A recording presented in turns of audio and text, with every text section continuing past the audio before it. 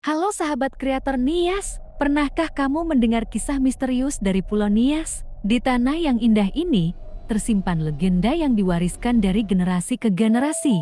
Tapi hati-hati, karena di akhir cerita ada rahasia yang mungkin bikin bulu kudumu merinding.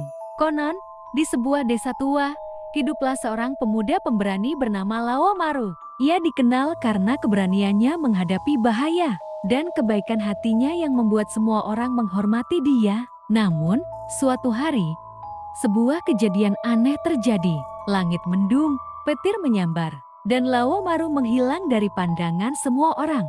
Orang-orang percaya, ia dipanggil oleh roh leluhur untuk menjaga tanah Nias dari kegelapan. Sampai hari ini, cerita tentang Laomaru masih hidup, dan setiap kali angin berhembus kencang, orang berkata, "Dialah yang sedang menjaga kita." Itulah legenda Laomaru, pahlawan misterius dari Pulau Nias. Menurutmu, apakah kisah ini hanya dongeng atau pernah benar-benar terjadi? Tuliskan pendapatmu di komentar, karena mungkin saja kamu punya cerita lain dari tanah Nias yang lebih menegangkan.